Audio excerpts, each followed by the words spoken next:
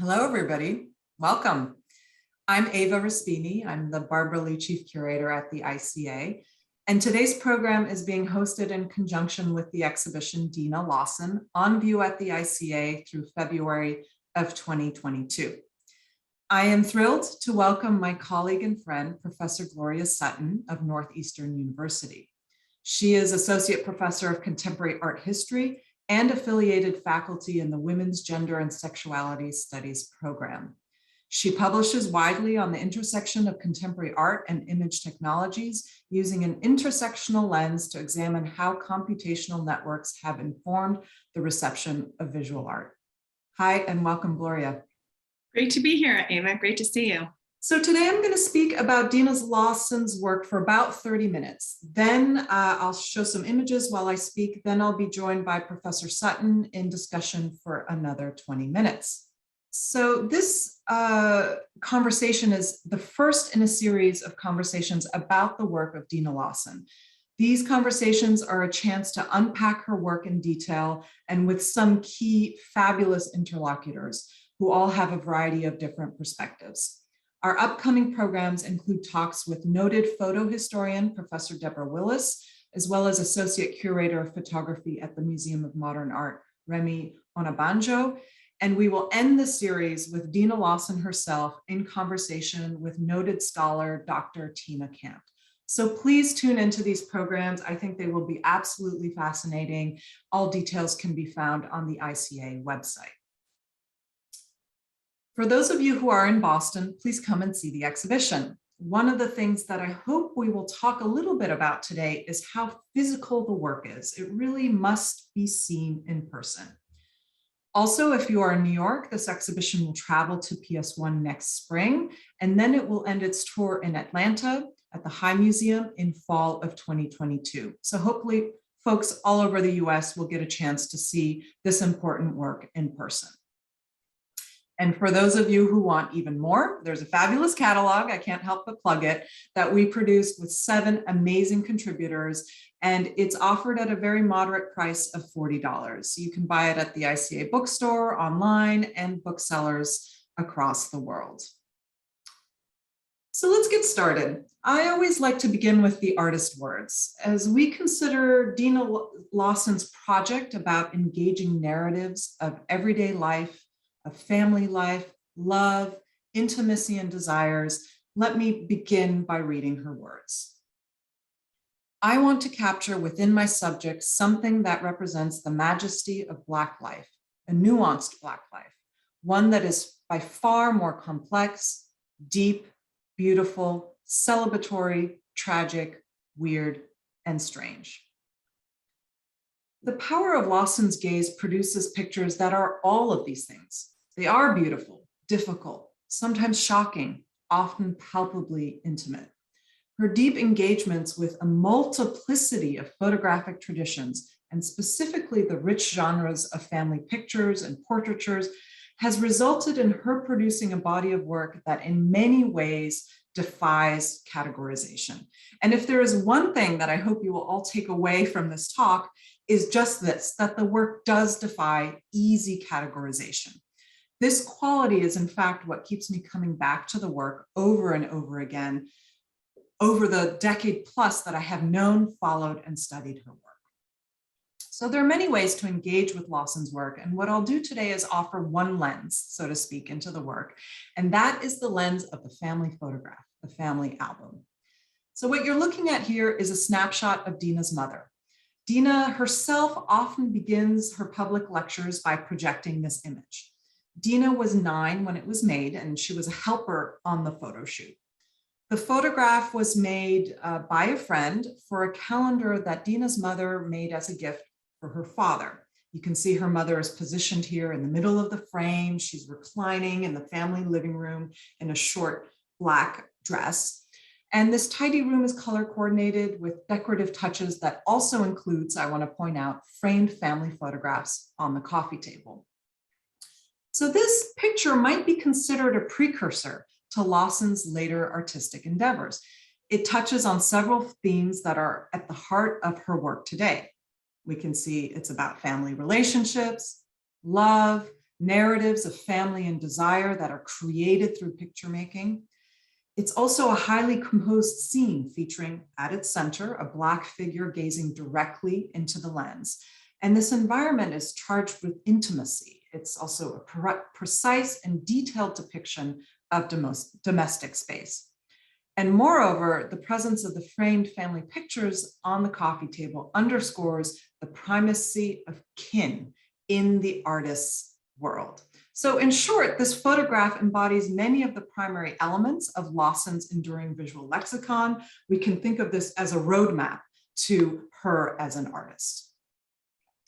I also want to consider another image. This is a self-portrait of Deana Lawson. She's posing with her view camera. And this formal portrait was made in 2012, and it's often used in the promotion of Lawson's lecture. So it's in a sense her official self-depiction. The photograph might seem at odds with the more intimate and casual picture that I just showed you of the artist's mother, but both images suggest the multivalent photographic languages that are at play in Lawson's work. The choice that she made to include the bulky view camera, and this is of course an apparatus that dates back to photography's invention, the fact that she chose this to be part of her official portraiture indicates how closely Lawson is tied to photography's history and the development of photography technology and its material conditions. The view camera is used by many portraitists and photography purists because it affords the ability to create richly detailed and razor-sharp images. Not only is it Lawson's camera of choice, but she also teaches others how to use it. And her close engagement with this technology is an important part of her identity as an artist. So at the same time, we're looking at her interest in the vernacular of family snapshots that then creates a matrix of references that sustains a dynamic tension in her work. This dichotomy between the formal and the casual plays out in so many other ways too. Her pictures, large scale, imbues them with a monumental or studio portrait quality, yet the interiors that she depicts and her sitters' occasional states of nudity and the expressions of undisguised desire or tenderness between them suggest a more carefree spontaneity of snapshots. So even while Lawson is devoted to the view camera and the formality associated with it, she's also taken by the candid tone of home pictures or family pictures. So I hope this exercise of showing you these two images, which at first seem so different, I hope shows the expansive nature of her artistic language and where she is drawing from and the history that in fact informs all of the work she is making now. Now, photography is often considered and discussed in reductive terms, in binary classifications. We often talk about color versus black and white, landscape versus portrait, documentary versus staged, analog versus digital, representation versus abstraction.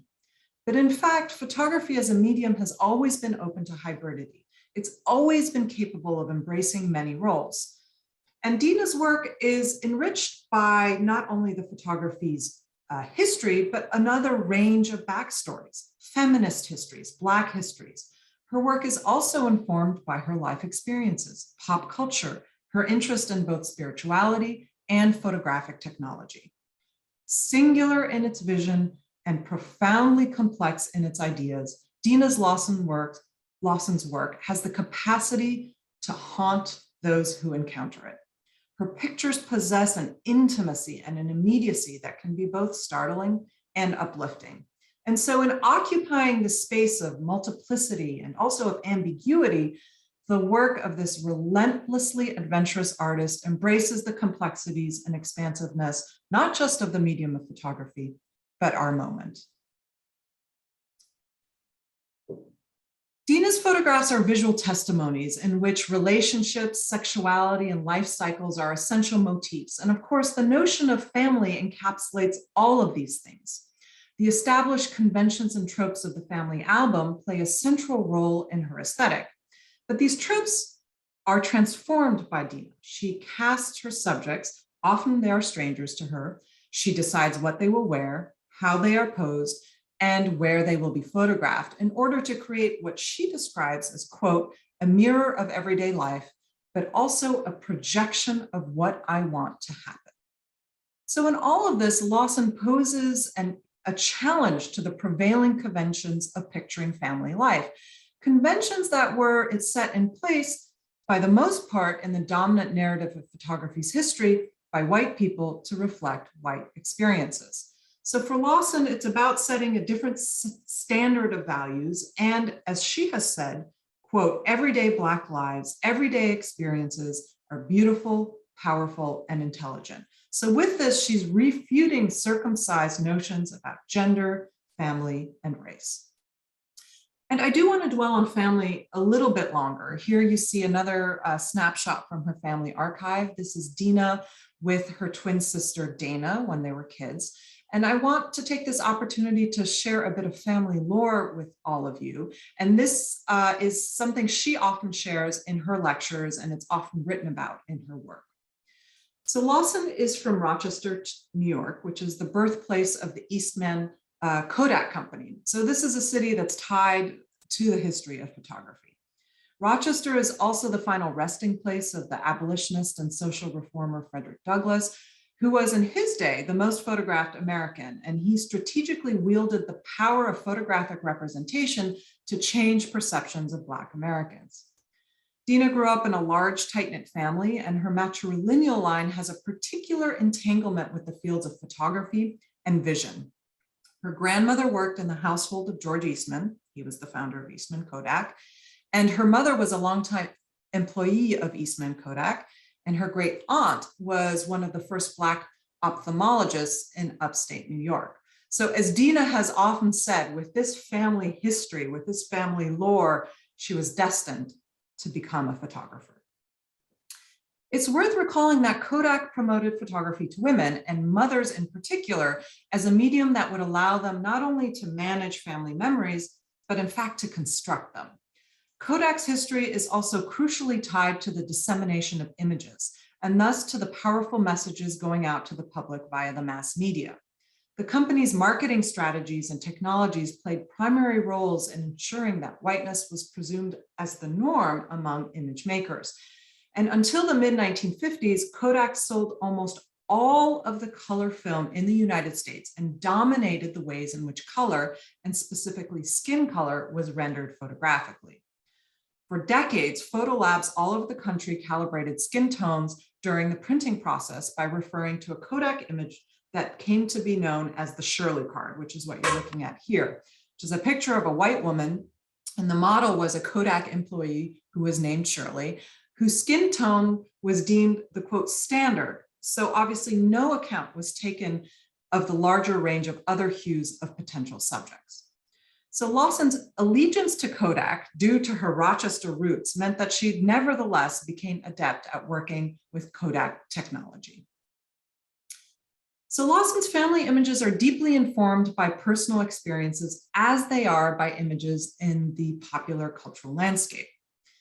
And one of the things that we see a lot of in Dina's work is pairings, couplings, and doubling. They really appear with a kind of regularity in her photographs. We see mother and child, siblings, friends, and sexual partners.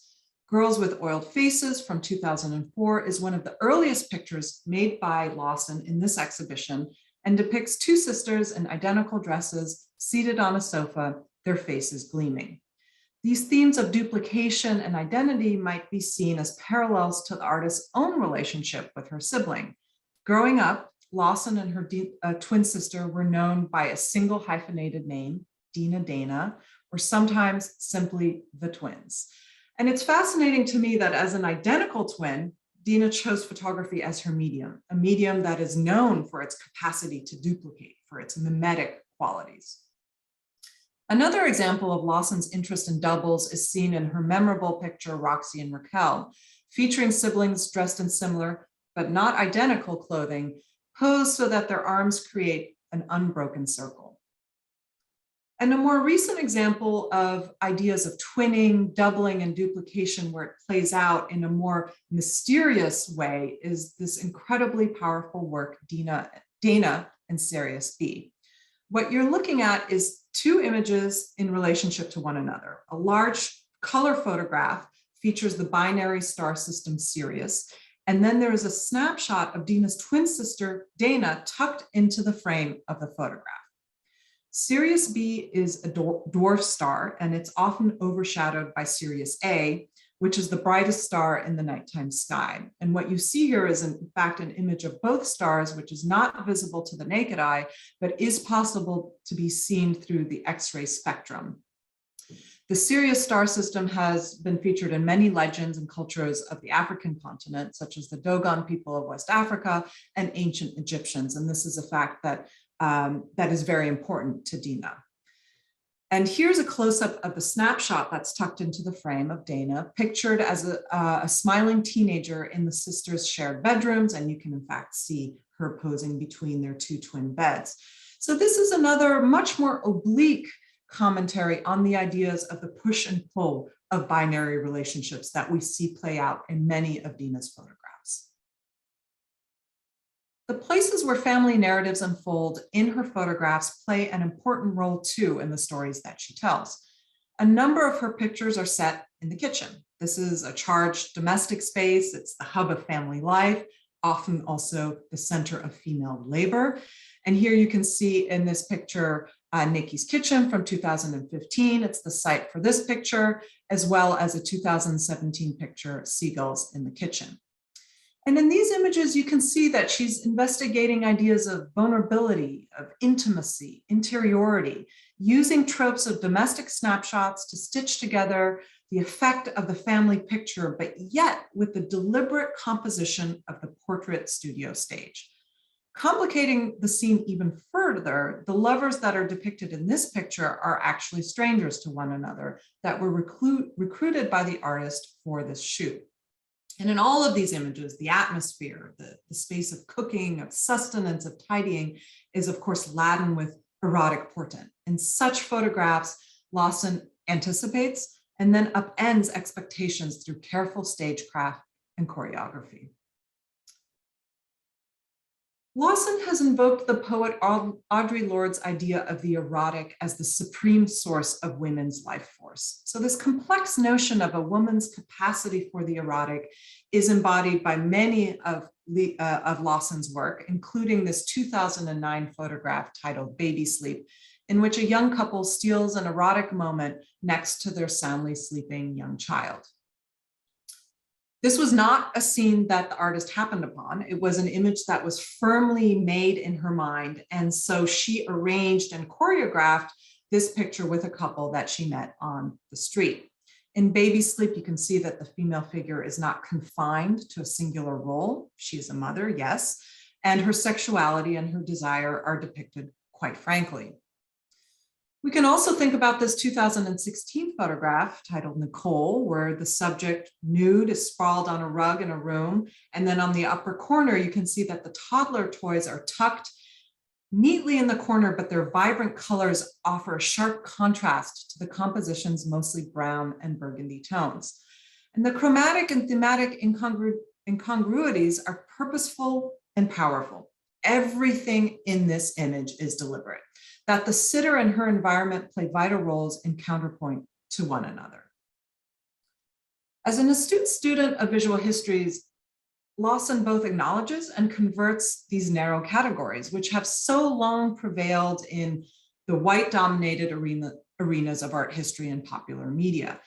Lawson's women are beings whose multiple roles are equally weighted and equally considered, and she is attuned to her role in constructing these pictures in the history of image making, and she also understands the gravity of her responsibility as such. And again, I go back to the artist's words here, and let me read you this quote where Dina says, "I don't take my position as a Black female photographer lightly.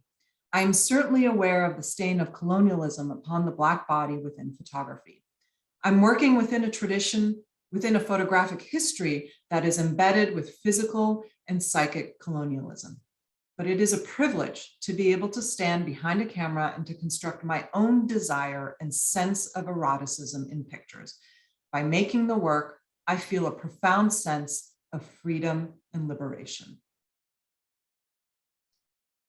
So over the last couple of years, I'd say the last decade, Lawson's idea of family has expanded.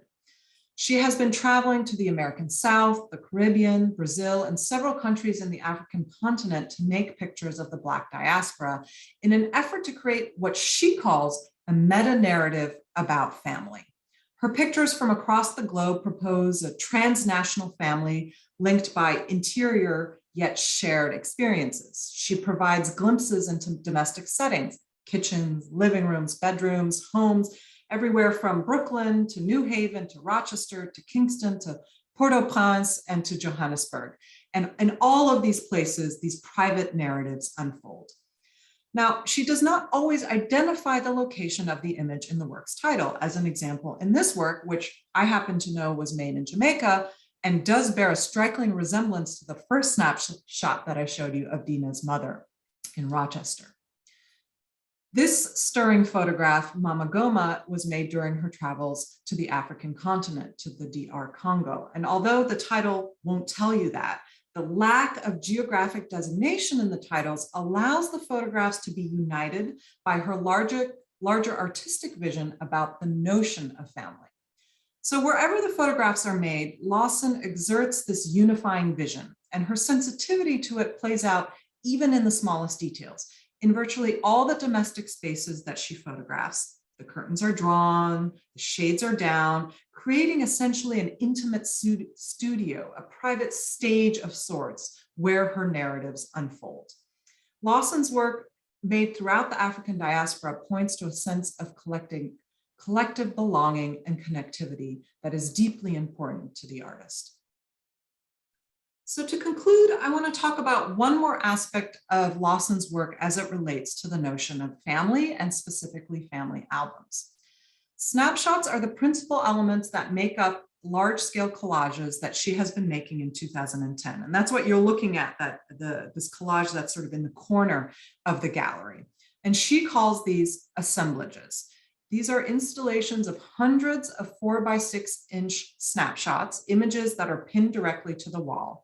And of course, these are formally very different from her framed, composed photographs, and at first glance might seem completely unrelated to them. But these assemblages, they originated as mood boards in her studio, and they were pictures that were collected and tacked up for her own reference. Installed, they occupy otherwise unused corners of the gallery, and they look a lot like living organisms, vines that creep up into the walls and to the ceilings. Some of them have a more cloud-like shape, lending the rectilinear architecture of a gallery a more soft and organic quality. But these groupings offer a kind of roadmap to understanding her deep engagement with family life. They are, among other things, the most direct way that she has mined vernacular photography, snapshots. She describes the assemblages as a kind of expansive family album, those are her words, and essentially they are a web of images that are drawn from all kinds of sources, library archives, friends, neighbors, magazines, other kind of pop media images appear there as well. And she describes them not just as an expansive family album, but really an expansive family album created by her. And while it might seem strange that this is the same artist making what seemed like really varying works, it's important to remember that both kinds of images are constructed. And this is an artist who is voracious in her appreciation of all of the traditions of photography. So here we have a detail of one of the assemblages, and you can see the variety of the kinds of pictures that are included in them. So we can see Lawson's own family snapshots, as well as mostly found images, ethnographic pictures, photos from history from publications like National Geographic, and recognizable figures such as Basquiat, Eddie Murphy, Anita Hill, Amiri Baraka. And these assemblages never force connections or symbolism. In fact, they offer a kind of open-ended constellation, and they indicate the broad range of her photographic and cultural touchstones. They center Blackness, they center family, women, and mass circulated images. And to see these works as part of a larger artistic project, rather than exceptions to it, is to consider the varied ways in which family life and the gamut of photographic, material, and cultural histories have become the material for Lawson's art. So finally, I would be remiss if I didn't talk a little bit about the experience of the ICA exhibition itself and the ways in which the gallery is constructed or staged the same ways that the pictures are. So you'll note that there is wall-to-wall carpeting in the galleries, which transforms what is typically what we would call a supposed neutral, maybe cold gallery space, a white cube, into something more intimate, and I would say more domestic. I love how it gives a sort of sense of hush over the whole gallery. The insertion of this soft material, of a swatch of color, does stage and inform Dina's work in a way that I think sets you up to receive her images. The other element is the presence of crystals, which are selected and placed by the artist in the corners of the gallery after all of the photographs are hung.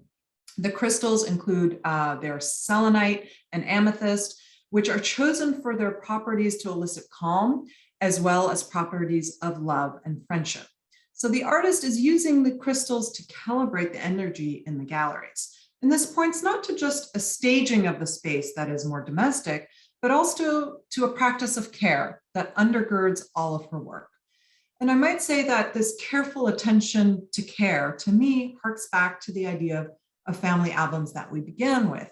If you think about this lost form of keeping up the family album, which is often the domain of women, the idea of carefully labeling, preserving family narratives and albums that get passed from one generation to the next, I think that same kind of labor, that same act of care and making narratives about family is at work in Deana Lawson's photographs at large.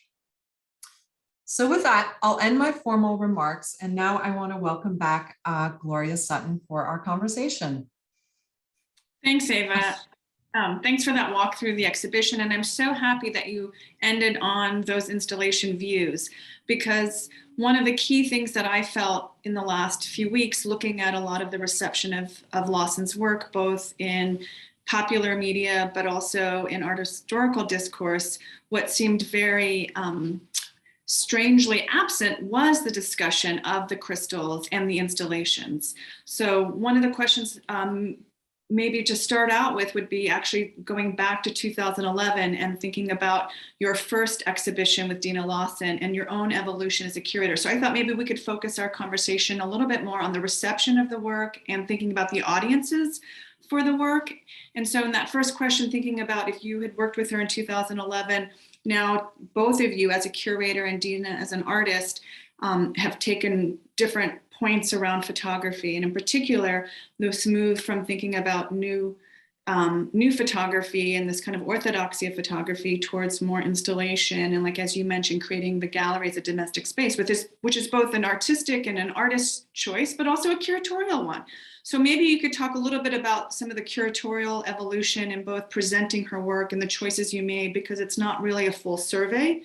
And it's an extraordinary body of work that you had to work with, and thinking through, I just thought maybe you could open up by talking a little bit about some of your choices, the curatorial aims of the exhibition and presentation in Boston in particular.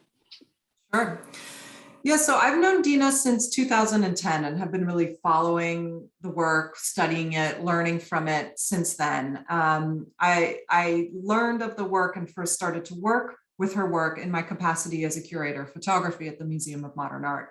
And in 2011, she was included in a showcase that's called New Photography. So at that point, she was, emerging, a kind of new voice in the field, and was included in that showcase at that time on quite a big platform, quite a big stage at the Museum of Modern Art.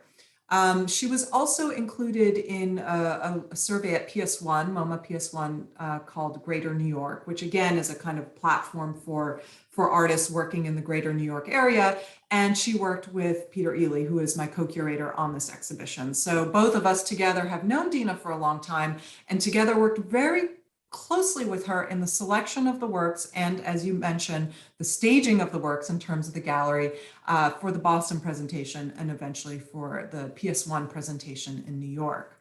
And it's been interesting to follow Dina's career because that presentation, A New Photography at MoMA, she was one of several artists being shown in that presentation, was a much more traditional presentation. You know, it was a kind of white cube gallery, you know, really a beautiful, clean gallery space with, you know, beautiful, large color photographs and white frames, you know, very sort of typical of a contemporary photography presentation.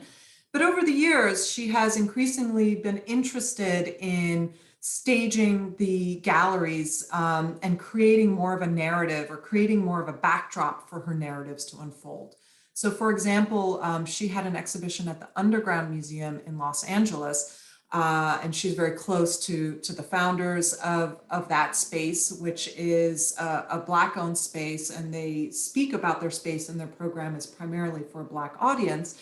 And in that case, she created something that was much more intimate. She painted the walls purple, and immediately it gave that space a kind of nod towards the domestic. They still had poured concrete floors, so it still had a kind of gallery-like feel. But that presentation to me was the beginning of her thinking through some of these elements that we now see in the Boston presentation. She began using crystals and placing them in the corners of the galleries in some of her gallery exhibitions in New York at Sycamore Jenkins Gallery and also at the Guggenheim exhibition, the Hugo Boss exhibition that she had in just earlier this year in New York. But the Boston presentation really brings together, I think, much more forcefully this idea of an intimate or domestic environment with both the crystals and the carpet. And, you know, people have asked me, you know, are those artworks? And no, they're not artworks per se, but they do lend a kind of atmosphere of care, an atmosphere of intimacy. You wouldn't mistake it for a home for sure, but they do kind of, I would say, maybe prepare the viewer to receive the images in a way, kind of to soften the space to receive the images in a way that I think works really, really well. The exhibition itself is a pretty traditional hang otherwise. It's a survey of work up until now. So she's still a young artist. She's still working. It's about 55 pictures. We start at the beginning of her career. The Girls with Oiled Faces from 2004, I think, is the first picture, the earliest picture in the show. And we end with work that she made just this year in 2021. And the kind of march through time, the reason we decided to do what's a pretty traditional hang is because we really wanted to make the argument for the development of this visual language that is so uniquely hers, what I was talking about, the casual and the posed, the choreographed and arranged with the sense of spontaneity and intimacy, that all kinds of photographic languages that she is drawing from, you know, in vernacular pictures, family albums, ethnographic pictures, et cetera, that we wanted to create the argument for this artist who has this voracious eye, but yet has been singular in her attention to narratives about intimacy, about family, about familial relationships, about loving relationships, about desire as it's performed through the camera and its lens.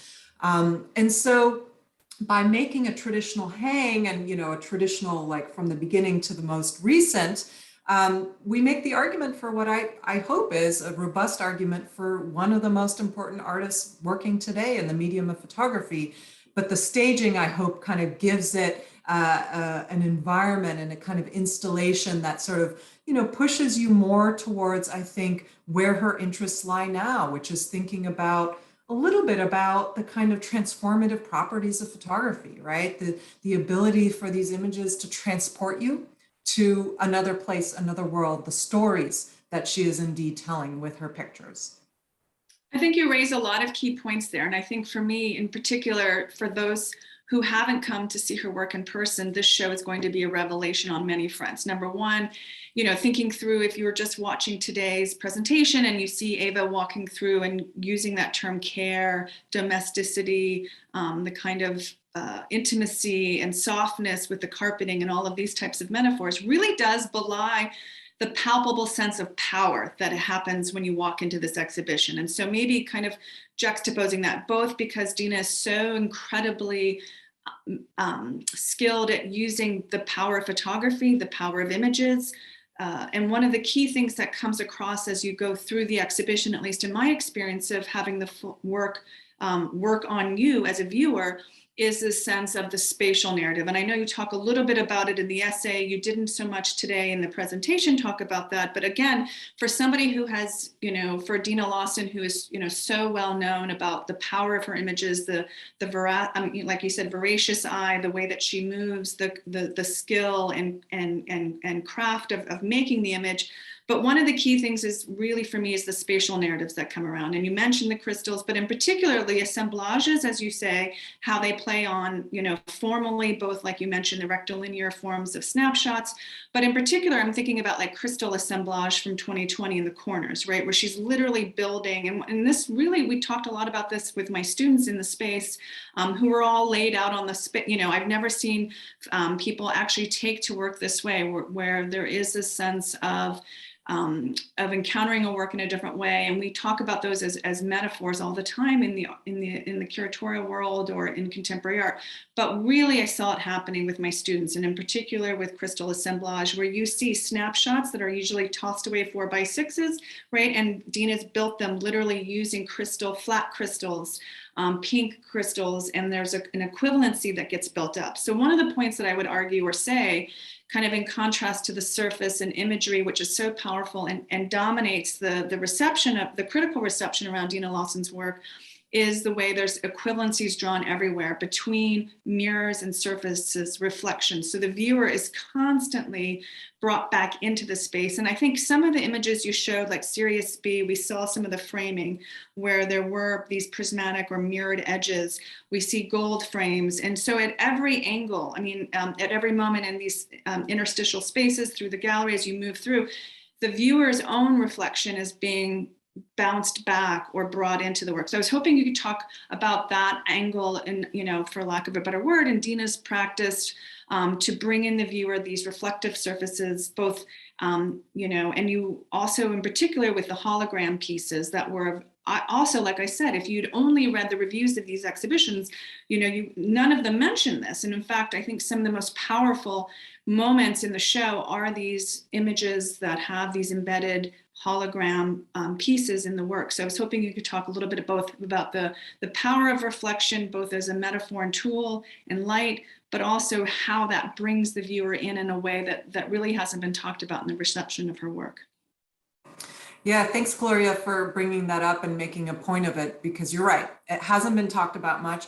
And maybe because it's difficult to talk about. And this, our conversation is just one big ad to say, come and see the show in person, because, I think what you see in the exhibition is also her as an artist developing an interest, and you see this most acutely in the final galleries that are, the most recent works, the last, 5 years, let's say, that are really engaged with this idea of photography as magic, and photography, the alchemy of photography as being sort of magical. Dina has talked about, the material for her chosen medium, photography, is light. The most ephemeral material of all, but this is what, in fact, creates these images. And you see this in a variety of different ways. First, it's the framing. So starting in 2015 or 16, she starts using gold frames. And, if we think back to that first presentation I talked about in New Photography at MoMA, we had white frames, very traditional kind of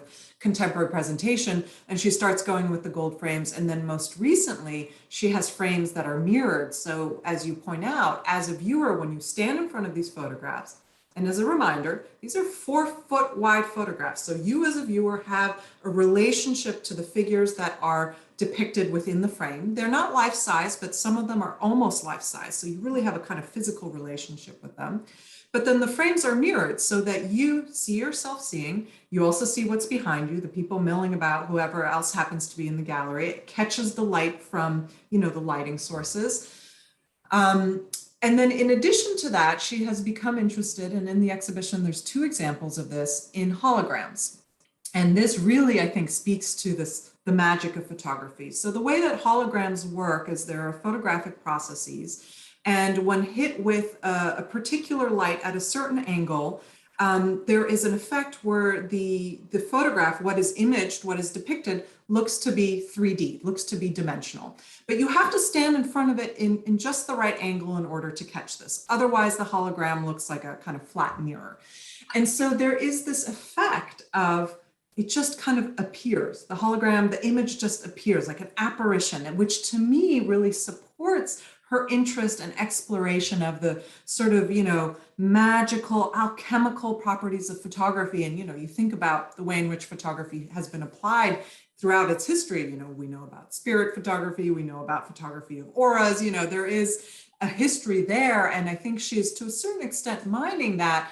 And, even today in our age where we're all technologically savvy, where we all, know how to speak the language of photography, we all have, phones in our pockets, making images constantly, she is able to elicit through these physical properties that sense of awe in the magic of photography, which I can only imagine must have been present in the very early days when photography was invented. This idea that you could capture someone, you could, freeze time, right?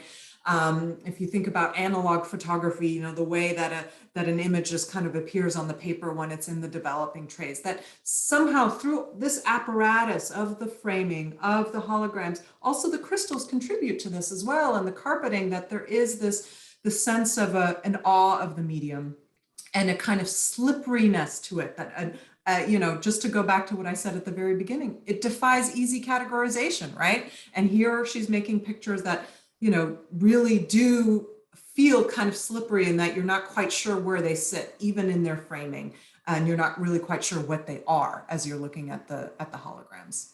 I might push a little bit on that too, where it's not by chance, right? So again, it's like she's very immediately, and again, as I say this more as like a viewer and thinking about that, but she's not just in awe of photography and as an alchemic process, but she's trying to remind us that, right? So like you were saying, as much as we understand that.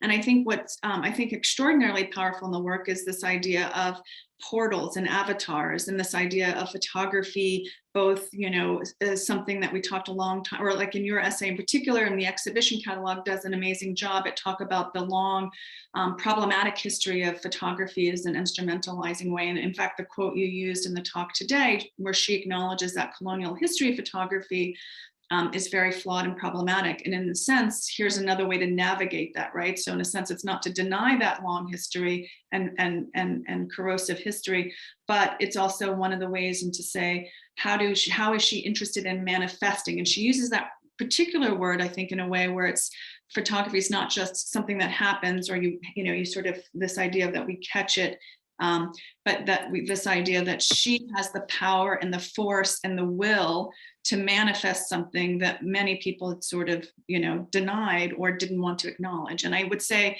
for me, that's where I was thinking about the choice of the cover image in particular, and thinking about this as a portal. And in fact, the way in which her design acumen here, right, this, and that's why I bring up the edges of the frames. These are very, very forceful choices that she's making, both going against type, right, and moving against this kind of specificity or expectation for how the work is supposed to operate or perform, especially in the museum field. And I think you spoke really, narrating that history of her own exhibition practice.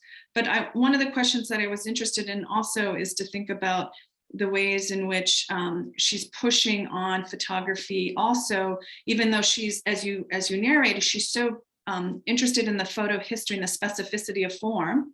But on the same time, as you mentioned, she's not interested in photography just in its reductive value, but its hybrid value. And in particular, there's a work in the exhibition, Centropy and Moving Image, where she's, has this whole video piece in the exhibition as well. And also, I'm just wondering if you could talk a little bit about that movement, because, so much of we look at and talk about photography as a still or as a surface or as a static image, monumental, architectural scale, as you mentioned, these big 4-foot images.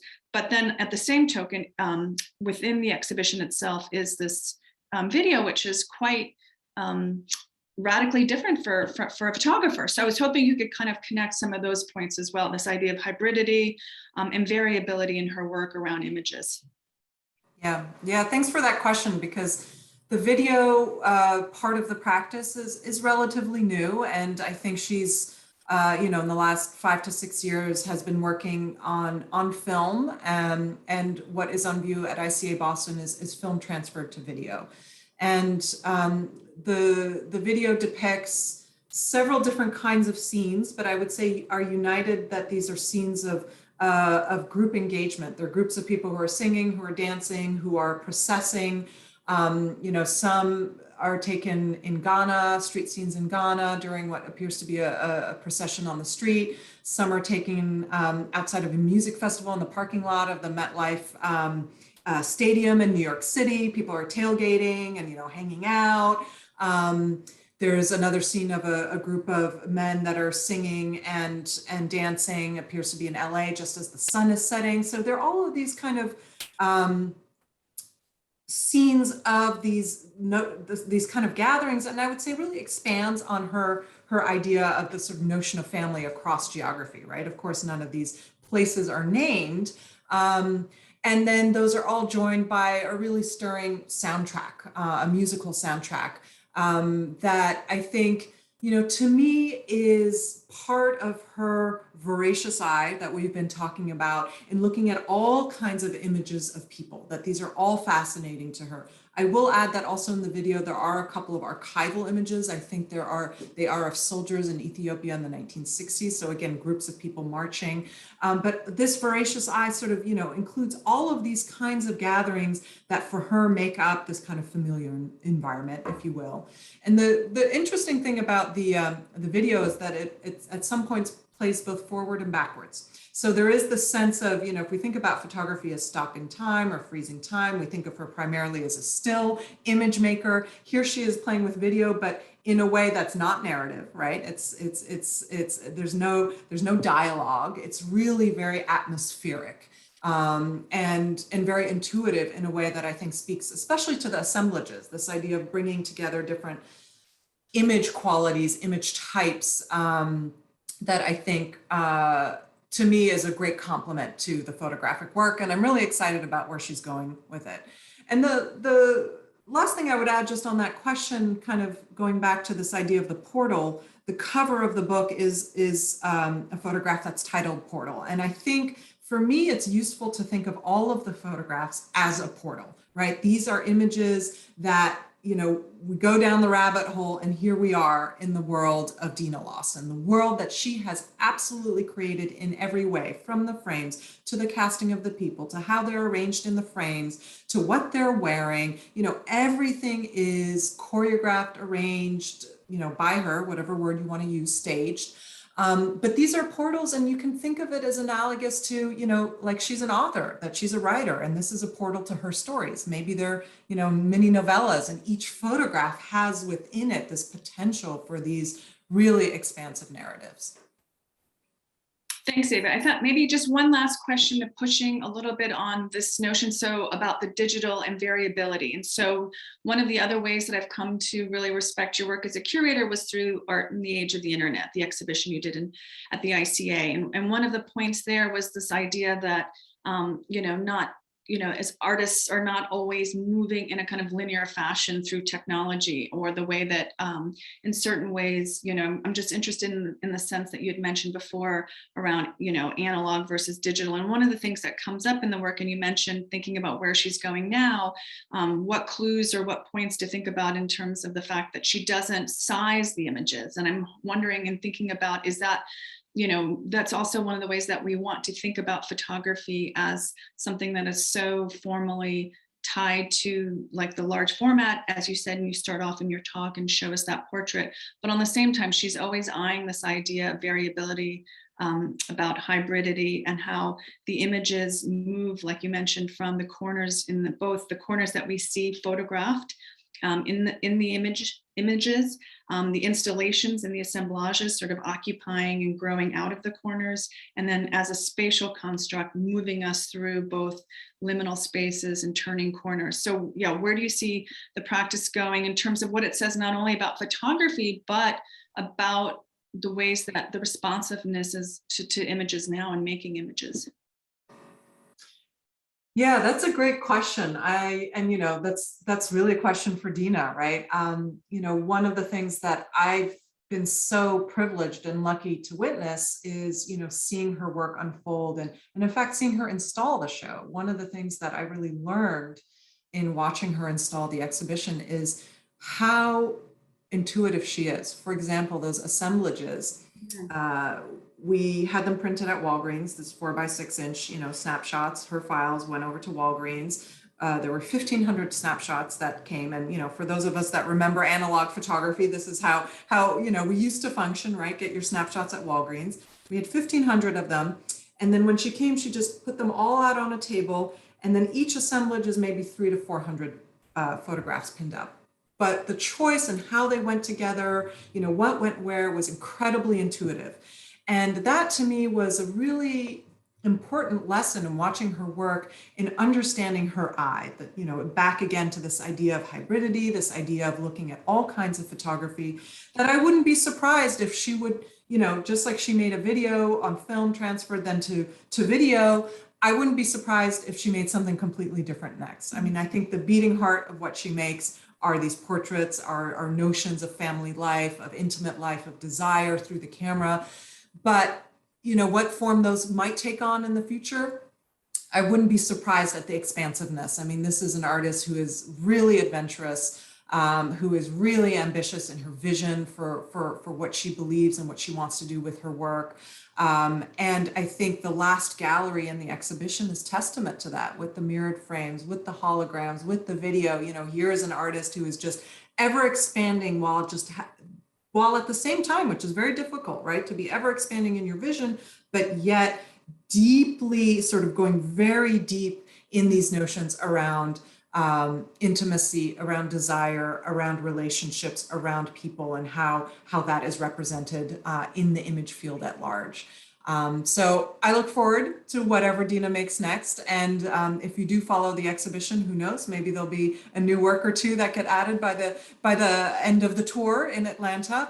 But I have no doubt that she will be just as expansive in her vision in the future as she has been in the past. Thanks, Ava. Yeah. Well, thank you, Gloria, for your incisive questions and for this conversation. I greatly enjoyed it. And thank you to all of you for tuning in. And we look forward to seeing you soon in the galleries. Take care.